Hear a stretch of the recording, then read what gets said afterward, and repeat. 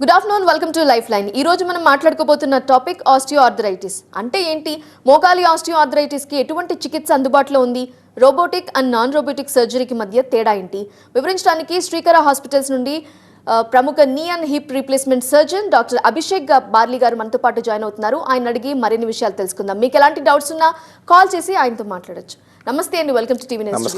ముందుగా నీకి సంబంధించి ఆస్టియోఆర్థరైటిస్ అంటే ఏంటండి, సిమ్టమ్స్ ఎలా కనిపిస్తాయి?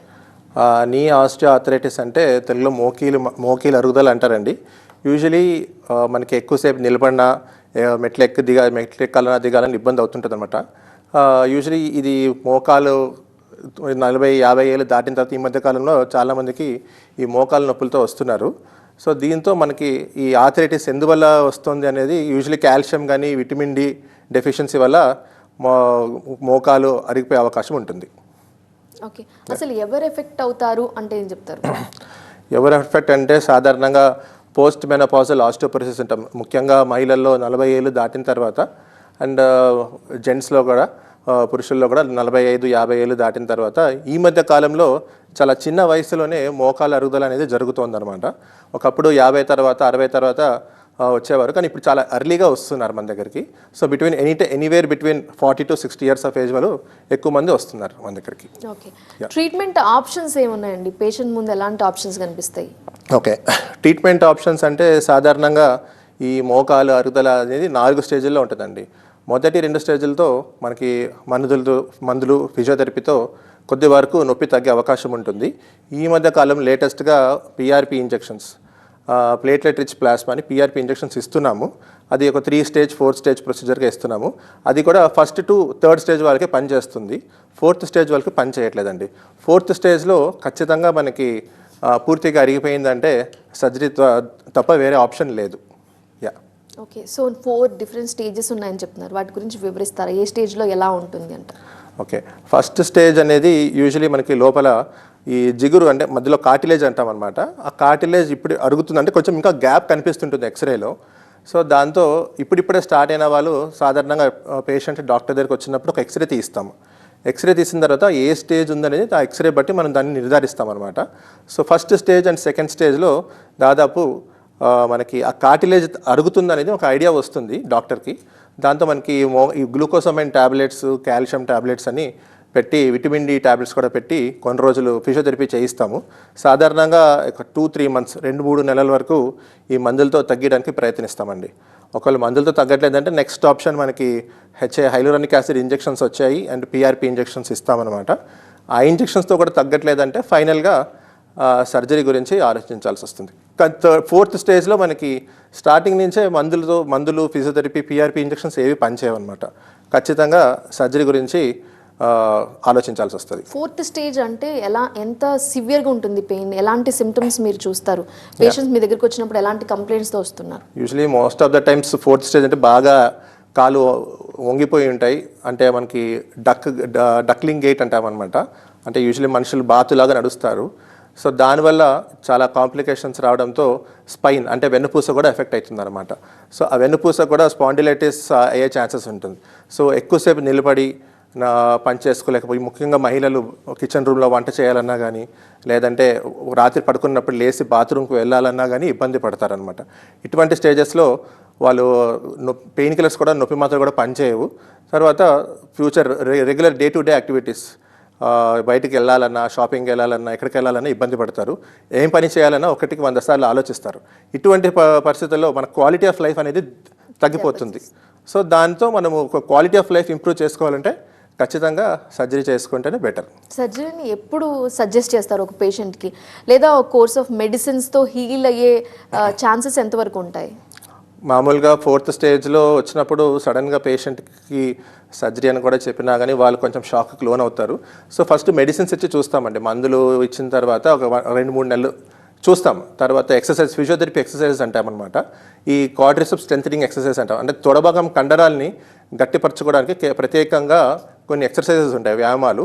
ఆ వ్యాయామాలు కరెక్ట్గా చేసే కొద్దీ మనకి కొంతమందికి పెయిన్ అనేది రిలీఫ్ ఉంటుంది. సో దాంతో మనం కొంచెం లైఫ్ స్టైల్ మోడిఫికేషన్ చేంజెస్ అంటాం. అంటే మన రోజు జీవనశైలిలో ఎక్కువ అంటే మోకాల మీద ఎక్కువ ప్రెషర్ పడకుండా కొన్ని పనులు చేయకూడదు. అంటే మెట్లు ఎక్కడం దిగడం అనేది, కింద నేల మీద బాస్పట్లు వేసి చక్కముక్కలు వేసి కూర్చోడం అనేది, అంటే స్క్వాటింగ్ అంటాం అనమాట. స్క్వాటింగ్ అనేది చేయకూడదు. సో ఇటువంటి కొన్ని మన జాగ్రత్తలు, చిన్న చిన్న జాగ్రత్తలు పాటిస్తే వీలైనంత వరకు కొంచెం మనం ఆ మోకాలు నొప్పులు తగ్గించవచ్చు. కానీ ఇవి జాగ్రత్తలు పాటిస్తున్నప్పుడు కూడా నొప్పి తగ్గట్లేదు, మందులు కూడా పనిచేయట్లేదు అంటే ఫైనల్గా మనం సర్జరీ గురించి ఆలోచించాల్సి వస్తుంది. సో సర్జరీ అని చెప్తున్నారు కాబట్టి ఎలాంటి ఇంప్లాంట్స్ అవైలబుల్గా ఉన్నాయి, ఎలాంటివి వాడుతుంటారు? ఓకే, సో మనకి ఇప్పుడు సాధారణంగా దీంట్లో అనేక రకాల ఇంప్లాంట్స్ వస్తున్నాయండి. బేసికల్గా దీంట్లో 3 టైప్స్ ఆఫ్ ఇంప్లాంట్స్ ఉంటాయి. ఒకటి టైటానియం ఇంప్లాంట్ అని ఉంటుంది. మీరు ఇప్పుడు చూసుకుంటే this is a titanium implant అండి. టైటానియం అండ్ కోబాల్ట్ క్రోమ్తో తయారు చేస్తారనమాట. సో దీని కింద ఇది తొడభాగం ఎమకి మనకి ఇది ఫిక్స్ చేస్తాము. దీని కింద మనకి నీ ఇలాగ వస్తుంది అనమాట. సో దీని మీద నడుస్తారు మీరు, దీని మీద నడుస్తారు, దీని మీద నడుస్తారు. So this is one type of implant. And one more is ఆక్సినియం. ఇది చూస్తున్నారు కదా, ఇది కొంచెం బ్లాక్ కలర్లో ఉంది, షైనీగా ఉంది. This is ఆక్సినియం and this is the number 1 quality implant అండి. ఇప్పుడు వరల్డ్లో ఆల్మోస్ట్ అంటే యూజువలీ చిన్న యంగ్ ఏజ్ ఉన్న వాళ్ళకి ఈ ఆక్సినియం అనే ఇంప్లాంట్ సజెస్ట్ చేస్తున్నాము. It almost works for 30 years, 30 సంవత్సరాలు పనిచేస్తుంది ఇది. సాధారణంగా చాలామంది ఇంకా మేము చిన్న వయసు కదా సార్, ఇప్పుడే ఆపరేషన్, మళ్ళీ 10 సంవత్సరాలు 15 సంవత్సరాలు పనిచేస్తుంది కదా అంటే అది కాదు. అది ఒకప్పుడు. ఇప్పుడు లేటెస్ట్ టెక్నిక్, లేటెస్ట్ అడ్వాన్స్మెంట్తో మనకి ముఖ్యంగా యంగ్ ఏజ్ గ్రూప్లో ఉన్న వాళ్ళకి ఈ ఆక్సినియం అని ఒకటి, ఇంకోటి గోల్డ్ అని వచ్చిందండి. ఇది గోల్డ్ ఇంప్లాంట్ అని అంటాం అనమాట. సో ఈ గోల్డ్ ఇంప్లాంట్, ఈ ఆక్సినియం, సో 30 years పనిచేస్తాయి. అండ్ దీని అడ్వాంటేజెస్ ఏంటంటే ఫారిన్ బాడీ రియాక్షన్ ఉంటుంది అనమాట. ఫారిన్ బాడీ రియాక్షన్ ఉండదు. దాంతో మనకి హై ఫ్లెక్స్ ఇంప్లాంట్ అంటాము. హై ఫ్లెక్స్ అంటే మోకాలు ఎక్కువ మడవడానికి వీలవుతుంది. అండ్ చాలామంది పేషెంట్స్ అడుగుతారు, ముఖ్యంగా ఇండియన్ పాపులేషన్లో కింద కూర్చోవచ్చా అని ఒక మెయిన్ క్వశ్చన్ అడుగుతారు. సో ఈ గోల్డ్ ఇంప్లాంట్, హై ఫ్లెక్స్ ఇంప్లాంట్తో మనకి కింద బాస్పెట్లు సాధారణంగా నీ రీప్లేస్మెంట్ అయిన తర్వాత కూర్చోవద్దు అంటాం, ఎందుకంటే అది లాంజివిటీ ఎక్కువ ఉంటుంది, ఎక్కువ కాలం పనిచేయదు. కానీ ఏమైనా ముఖ్యమైన ఫంక్షన్స్కి కానీ లేదంటే ఏదైనా పూజకు అన్నట్లు కూర్చోవాలనుకుంటే కింద బాస్పెట్లు చక్కగా ప్లేస్ కూడా కూర్చోవచ్చు. So this is one of the advantages. Caller ఉన్నారని వారితో మాట్లాడదాం. హైదరాబాద్ నుండి తరుణ్ గారు, నమస్తే అండి. నమస్కారం డాక్టర్ గారితో మాట్లాడండి sir. Good afternoon sir. Good afternoon Tarun, చెప్పండి.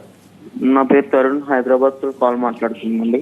యా, మా మదర్ కి మొన్న సడన్ గా లెఫ్ట్ నీ ఉంటుంది కదా, అవును, సడన్ గా పట్టేసుకుంది. ఓకే. అది ఇప్పుడు టాబ్లెట్స్ వల్ల తగ్గుతుంది అంటారా? టాబ్లెట్స్ వల్ల తగ్గుతుందంటే ఒకసారి ఎగ్జామిన్ చేయాలి, ఎందువల్ల పట్టుకుంది అంటే. ఎంత ఏజ్ ఉంటుంది అమ్మగారిది? ప్రజెంట్ ఏజ్ వచ్చి 42 అండి. 42 అంటే దానికి మనకి మోకాల్లో మనకి లిగమెంట్స్ అని ఉంటాయి అనమాట. లిగమెంట్స్ పెయిన్ అయి ఉండొచ్చు, లేదంటే అరుగుదల వల్ల కూడా పట్టి ఉండొచ్చు అనమాట. ఒకసారి మీరు ఆర్థోపెడిక్ డాక్టర్ని సంప్రదిస్తే ఎగ్జామిన్ చేసి దేనివల్ల అది అయిందని చూసి దాన్ని బట్టి ట్రీట్మెంట్ చెప్తారు. Okay, done. సో మీరు చెప్పిన ఈ 3 ఇంప్లాంట్స్ సంబంధించి ఈ మూడిట్లో కూడా ఫారిన్ బాడీ రియాక్షన్ అనేది ఉండదు కదండి? ఉంటుందా? ఉండదండి. యూజువల్లీ 99% మనకు ఉండదు. సో మనకి ఎక్స్క్లూజివ్గా మనం చేసే సర్జరీ కానీ, సర్జరీ విధానం కానీ మనము ఇంటర్నేషనల్ స్టాండర్డ్స్ ఫాలో అవుతాం యూజువలీ. సో మనకి ఎటువంటి ప్రాబ్లం అయితే ఉండదు. సర్జరీ అయిన తర్వాత 100% సక్సెస్ రేట్ ఉంటుంది. ఆల్మోస్ట్ ఇమీడియట్గానే patient next day from 24 hours తర్వాతనే నడిపిస్తామన్నమాట. హాస్పిటల్లో ఎన్ని రోజులు ఉండాలంటారు ఇంప్లాంట్స్ జరిగిన తర్వాత, తీసుకున్న తర్వాత? యా, సాధారణంగా ఒకప్పుడు మేము 3 రోజులు 4 రోజులు పెట్టుకునే వాళ్ళము. కానీ ఇప్పుడు లేటెస్ట్ టెక్నిక్ రావడం వల్ల యాజ్ ఎర్లీ యాజ్ సెకండ్ డేనే డిశ్చార్జ్ చేస్తున్నాము. పేషెంట్ని కూడా వితిన్ 24 hours నడిపిస్తున్నాం. ఓకే. సో ఫిజియోథెరపీ కూడా చెప్తారా? ఆ తర్వాత ఇంప్లాంట్స్ వేసిన తర్వాత ఫిజియోథెరపీ సజెస్ట్ చేస్తారా, లేదంటే ఎనీ ఎక్సర్సైజ్? యూజువలీ నా దగ్గరకు పేషెంట్స్ వచ్చినప్పుడు సర్జరీ కన్నా ముందే మేము ఫిజియోథెరపీ ఆల్రెడీ నేను స్టార్ట్ చేసేస్తాను. సో మనకి ఆ మజిల్ స్ట్రెంగ్త్ అంటే టోన్ని మెయింటైన్ చేయాలంటే సర్జరీ కన్నా ముందు నుంచే ఒక 1 week 2 weeks నుంచే ఫిజియోథెరపీ అనేది ఎక్సర్సైజ్ స్టార్ట్ చేస్తామన్నమాట. సర్జరీ అయిన తర్వాత రైట్ ఫ్రమ్ డే వన్ నుంచే ఫిజియోథెరపీ ప్రోటోకాల్ ఉంటుంది. అంటే మన హాస్పిటల్లో 3 days ఉంటారు కదా, అప్పుడు మార్నింగ్ ఈవినింగ్ మన ఫిజియోథెరపీ మా టీం వాళ్ళే వచ్చి రోజు రూమ్కి వచ్చి ఫిజియోథెరపీ ఎక్సర్సైజ్ చేయిస్తారు. డిశ్చార్జ్ అయిన తర్వాత కూడా ఒక 1 month ఫిజియోథెరపీ ఉంటుంది. ఫిజియోథెరపీ అనేది కొంతమంది చాలా పెయిన్ఫుల్గా ఉంది అని చెప్తుంటారు మరి. సో ఇప్పుడు చాలామంది ఆపరేషన్ అయిన తర్వాత ఆపరేషన్ కన్నా ఎక్కువ ఫిజియోథెరపీతోనే భయపడుతున్నారు. సో కానీ ఇప్పుడు లేటెస్ట్గా మనం ఇప్పుడు రోబోటిక్ సర్జరీ ద్వారా, నాన్ రోబోటిక్ సర్జరీ ద్వారా కూడాను కొన్ని లేటెస్ట్ పెయిన్ మెడికేషన్స్ ఇచ్చి ఫిజియోథెరపీ అంత పెయిన్ఫుల్ లేకుండా ప్రత్యేకంగా నా పేషెంట్స్లో వితిన్ 1 వీక్లో అంటే 2 మోకాలు చేసిన వాళ్ళు సపోర్ట్ లేకుండా నడుస్తున్నారు. సో ఫిజియోథెరపీ గురించి భయపడాల్సిన పనేం లేదు. ఫిజియోథెరపీ కూడా ఒక టెక్నిక్లో చేస్తే నొప్పి ఉండదండి. చాలామంది ఫిజియోథెరపీ ఏం చేస్తారంటే బలవంతంగా చేయడం వల్ల నొప్పి వచ్చే అవకాశం ఉంటుంది. పేషెంట్ని ఎప్పుడు బలవంతం పెట్టకూడదు. వాళ్ళకి టైం ఇవ్వాలి. వాళ్ళకి టైం ఇచ్చి నిదానంగా రోజు పెంచుకుంటా పోతే వాళ్ళకి కూడా కంఫర్టబుల్గా ఉంటుంది. ఓకే, సో ఏ సర్జరీ బెటర్ అంటారు, రోబోటికా లేదా నాన్ రోబోటికా? అంటే ఇప్పుడు రోబోటిక్ మనకి ఇండియాలో ప్రాబబ్లీ అరౌండ్ 2018లో వచ్చిందండి. పాస్ట్ 5-6 ఇయర్స్ చేస్తున్నాము. సో నేను ఇప్పుడు దాదాపు నా ఎక్స్పీరియన్స్లో ఒక 10,000 సర్జరీస్ పైగానే చేస్తాను. నా ఎక్స్పీరియన్స్లో, నా అనుభవంలో రోబోటిక్ రిజల్ట్స్ ఆర్ కంపారిటివ్లీ కొంచెం బాగున్నాయి. బట్ అంత మ్యాక్సిమం డిఫరెన్స్ ఏం లేదు. మనకి రోబోటిక్లో అరౌండ్ 99.9% సక్సెస్ రేట్ ఉంటే నాన్ రోబోటిక్లో 98% ఉంది. ఎందుకంటే రోబోటిక్ ఈ మధ్య కాలంలో వచ్చింది, కానీ మనం నాన్ రోబోటిక్ ఎప్పుడో 10 డేస్ నుంచి చేస్తున్నాం. అంటే దానికన్నా ముందు పేషెంట్స్ కూడా బాగానే రికవర్ అయ్యారు. So but robotic definitely has an edge. అంటే మనకి రోబోటిక్తో కొన్ని అడ్వాంటేజెస్ ఉన్నాయి. ఆ అడ్వాంటేజెస్ ఏంటంటే faster less hospital stay and faster rehabilitation. అంటే తొందరగా కోలుకుంటున్నారు. హాస్పిటల్లో కూడా 2 డేసే ఉంటున్నారు అనమాట. 2 డేస్ తర్వాత డిశ్చార్జ్ అయిపోతున్నారు. తర్వాత కొంచెం పోస్ట్ ఆపరేటివ్ అంటే సర్జరీ అయిన తర్వాత డిశ్చార్జ్ అయినాక తొందరగా ఇంప్రూవ్మెంట్ కూడా ఉందన్నమాట. రేంజ్ ఆఫ్ మోషన్లో అంటే మోకాలు మారడం, చాపడం, తన సొంత పనులు చేసుకోవడానికి కొంచెం ఇంప్రూవ్మెంట్ తొందరగానే ఉంది రోబోటిక్లో. హీలింగ్ కూడా త్వరగా ఉంటుంది అంటారా? హీలింగ్ కూడా తొందరగా ఉంటుంది. మనకి సూచర్ అంటే మన స్కిన్ మీద స్టిచెస్ కూడా తొందరగా హీల్ అవుతాయండి. ఎక్కువ లెంత్ కట్ చేయకుండా కొంచెం ఒక 1 ఇంచ్ 2 ఇంచ్ తగ్గుతుంది అనమాట. రోబోటిక్ సర్జరీ ప్రొసీజర్ ఎలా ఉంటుంది అంటారు? అంటే టైం ఎక్కువ పడుతుందా, తక్కువ టైంలోనే అయిపోతుందా? రోబోటిక్ సర్జరీ ఇప్పుడు ఒకప్పుడు టైం ఎక్కువ పట్టేది, కానీ ఇప్పుడు నాన్ రోబోటిక్ ఇంచుమించు 2 ఒకే టైంలో, ఇంకా రోబోటిక్ ఒక 5-10 మినిట్స్ ముందే అయిపోతుంది. సో రోబోటిక్లో సాధారణంగా చాలామంది పేషెంట్స్ ఒక అపోహ ఉంది. అంటే రోబోటిక్ అంటే డాక్టర్ సర్జన్ చేయరు, రోబో మిషన్ ఏదో ఉంటుంది అని ఒక డౌట్ చాలామందికి ఉంది. పేషెంట్ కూడా అడుగుతుంటారు. సో రోబోటిక్ సర్జరీ అయినా నాన్ రోబోటిక్ సర్జరీ అయినా డాక్టరే చేస్తారండి. రోబోటిక్ సర్జరీలో మనకి రోబోటిక్ మిషన్ అనేది ఉంటుంది. ఆ మిషన్ మనకి సర్జరీని అసిస్ట్ చేస్తుంది అనమాట. అంటే మనం బోన్ ఎంత తీస్తున్నాము, కరెక్ట్ యాంగిల్ మెజర్మెంట్ అనేది చెప్తుంది. అంటే సాధారణంగా మన మనుషుల్లో ఒక్కొక్క కాలు ఒక్కొక్క సైజెస్ డిఫరెంట్ ఉంటాయి అనమాట. మీ కాల్ సైజ్ డిఫరెంట్ ఉండొచ్చు, నా కాల్ సైజ్ డిఫరెంట్ ఉండొచ్చు. సో కరెక్ట్ ఎగ్జాక్ట్ సైజ్ మనం లోపల ఇంప్లాంట్ ఏ సైజులో వేయాలనేది మనకు రోబోటిక్ ముందుగానే సైజెస్తో సహా కన్ఫర్మేషన్ ఇస్తుంది. సో సాధారణంగా చూసుకుంటే మనకి దీని పాయింటర్ అంటారు. సో ఈ పాయింటర్తో మనకి బోన్ మీద ఎంత ఏ సైజు అనేది మనం ఈ బోన్ మీద మనకు మెజర్మెంట్స్ స్క్రీన్లో కనిపిస్తాయి, కంప్యూటర్ స్క్రీన్లో కనిపిస్తాయి. సో ఈ బోన్ మీద మనకి ఈ ట్రాకర్స్ అనేవి ముందుగానే ఫిక్స్ చేసి ఉంటాం అనమాట. ఈ పైన ఫిక్స్ చేసి ఉంటాము, కింద కూడా ఫిక్స్ చేసి ఉంటాము. సో ఈ ట్రాకర్స్తో మనము ఈ పాయింటర్ ద్వారా అంటే పైన తొడభాగం ఎముక, కింద కాలుభాగం ఎముక ఏ సైజు, నాకు 4 సైజు రావచ్చు, మీకు 3 సైజు రావచ్చు, అట్లా డిఫరెంట్ సైజెస్ ఉంటాయన్నమాట. So each and every human being ప్రతి మనుషుల్లో ఒక సైజ్ డిఫరెన్స్ ఉంటుంది. సో కరెక్ట్గా మనం సైజ్ వేస్తున్నామా లేదా, కరెక్ట్ మనకి పక్కన ఈ చూస్తున్నారు కదా, దీన్ని మనకి లిగమెంట్స్ అంటాం. సో ఈ లిగమెంట్స్ కరెక్ట్గా మనం బ్యాలెన్స్ చేస్తున్నామా లేదా అనేది రోబోటిక్లో మనకి యాంగిల్స్ ప్రిసైజ్గా మెజర్మెంట్ అనేది ఇస్తుంది. సో ఇది one of the advantage of robotic అండి. ఓకే, ఆఫ్టర్ సర్జరీ ఇంతకు ముందు మీరు చెప్పారు కింద కూడా కూర్చోవచ్చు అని. ఇలా సర్జరీ చేయించుకున్న తర్వాత క్రాస్ లెగ్ కూడా కూర్చోవచ్చు అంటారా? సాధారణంగా మా పేషెంట్స్ చాలామందికి క్రాస్ లెగ్ స్క్వాటింగ్ కూర్చోకని చెప్తుంటామండి. కానీ కొంతమంది పేషెంట్స్ ఆపరేషన్ అయిన తర్వాత 10 రోజులు 2 వారాలైనా వచ్చి గర్వంగా చూపిస్తుంటారు. ఇప్పుడు చూడండి సార్, మీరు చెప్పారు కానీ కూడా నేను కూర్చుంటున్నానని చూపిస్తారు. కానీ యూజువలీ అవాయిడ్ చేయాలండి. ఎందుకంటే క్రాస్ లెగ్ కూర్చున్నప్పుడు అది లోపల వేసి ఇంప్లాంట్ కూడా దాని లైఫ్ స్పాన్ రాదు.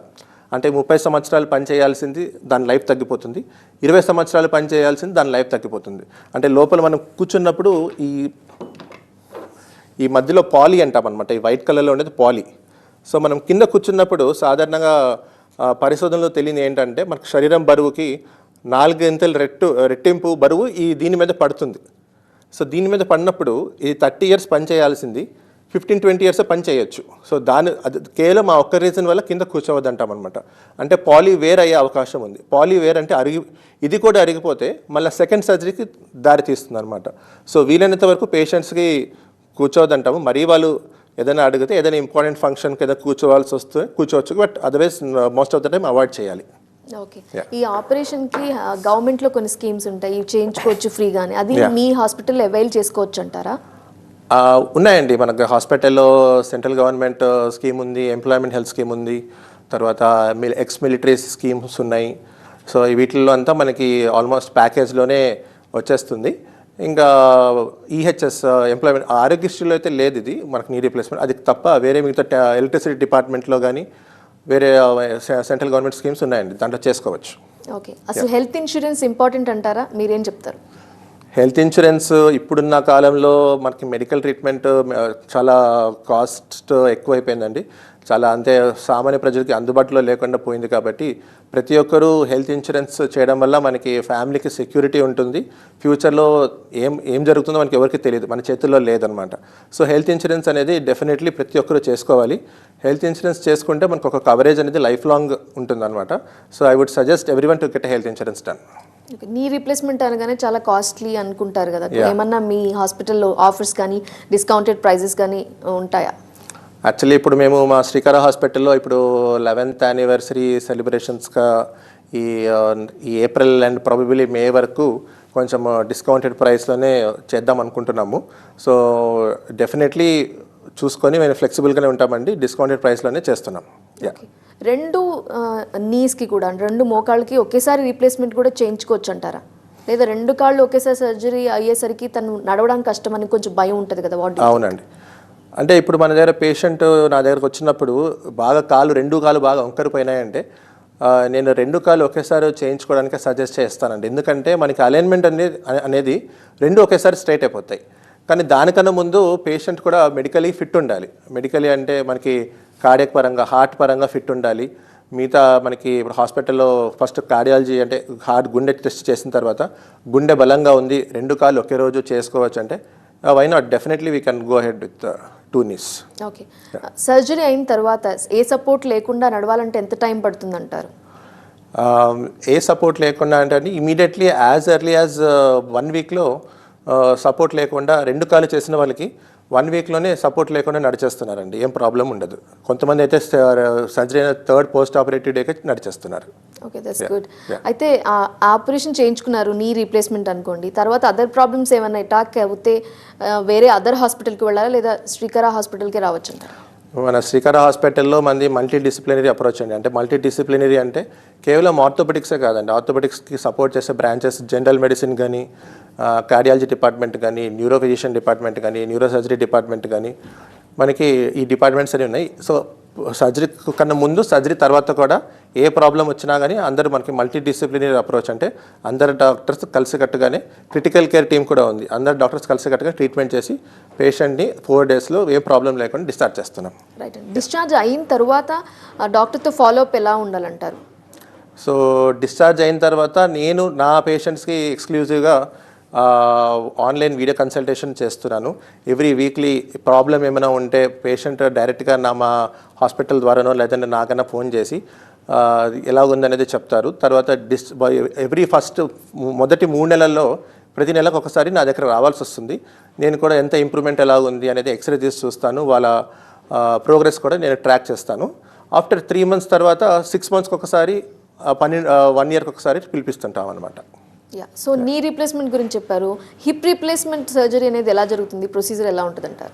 హిప్ రీప్లేస్మెంట్ అంటే మనకి ఏవి అని అంటాం అనమాట, ఏవాస్కులర్ నెక్రోసిస్ అంటాము. సాధారణంగా హిప్ రీప్లేస్మెంట్ అనేది ఈ తుంటి మార్పిడి ఆపరేషన్ అంటాం అనమాట. ఈ తుంటి మార్పిడి ఆపరేషన్ ఎవరికి అవసరం ఉంటుందంటే మనకి ఈ మధ్య కాలంలో కోవిడ్ వచ్చి చాలామందికి చిన్న వయసులోనే తుంటి అంటే హిప్ బోన్ అనేది డెడ్ అవుతోంది. వాళ్ళకి 2 types ఆఫ్ ఆపరేషన్ చేస్తామండి. స్టేజ్ 1, స్టేజ్ 2 ఉంటే కోర్ డికంప్రెషన్, బిఎంపీ ఇంజెక్షన్స్ అని పిఆర్పి ఇంజెక్షన్స్ ఇస్తున్నాము. గ్రేడ్ 3 అంటే ఖచ్చితంగా హిప్ రీప్లేస్మెంట్ అని సర్జరీ చేయాల్సి వస్తుంది.